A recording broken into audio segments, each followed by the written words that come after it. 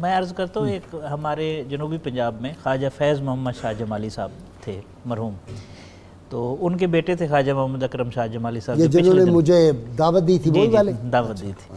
اچھا، یہ گئے، وہ بڑے فاضل آدمی تھے، تو ان کی ملاقات آپس میں نہیں ہوئی تھی غزالی زمان رحمۃ اللہ علیہ کی اور ان کی، تو وہ مدینہ پاک ان کی ملاقات ہو گئی اکٹھے۔ جب ملاقات ہوئی تو پہچان لیا، ولی را ولی می شناست، ملاقات ہو گئی تو انہوں نے سوال پوچھا فیض محمد شاہ جمالی صاحب نے کہ کچھ لوگ کہتے ہیں پہلے مکہ شریف جانا چاہیے، کچھ کہتے ہیں پہلے مدینہ شریف آنا چاہیے، تو آپ کیا کہتے ہیں؟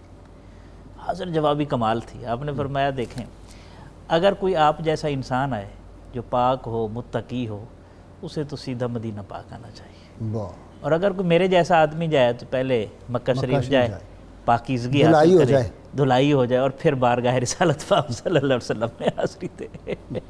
اچھا، اسی طرح ایک مرتبہ ایک پنڈت تھا، اس کے ساتھ آپ کا مناظرہ ہوا، حاضر جوابی کی میں نے بات کی، تو اس نے تقریباً لوگوں کو گمراہ کر دیا تھا، جتنے بھی لوگ تھے، ظاہر پوری پارٹیشن تھی، اور اس نے جو گیم کھیلی وہ گیم بڑی سخت تھی۔ اس نے کہا جی آپ یہ بتائیں، آپ نماز پڑھتے ہیں؟ جو عالم دین مقابلے میں تھے انہوں نے کہا جی پڑھتے ہیں۔ اچھا، سورہ فاتحہ بھی پڑھتے ہیں؟ اس میں جی پڑھتے ہیں۔ آپ کے نبی بھی پڑھتے تھے؟ جی پڑھتے تھے۔ آخری عمر میں بھی نماز پڑھی تھی، سورہ فاتحہ بھی پڑھی تھی۔ وہ سارا ماحول اپنے موافق کر کے کہنے لگا اچھا اس میں پھر یہ بھی ہے نا، اہدنا الصراط المستقیم، اے اللہ ہمیں سیدھا راستہ دکھا۔ تو نعوذ باللہ آخری عمر تک انہیں نہیں ملا سیدھا راستہ، اور آپ کو ابھی تک نہیں ملا، تو لوگوں کو کیا دکھائیں گے؟ ماحول سارے کا سارا بگڑ گیا۔ تو اس عالم کے حلق میں جو ہے وہ آواز پریشان ہو گیا۔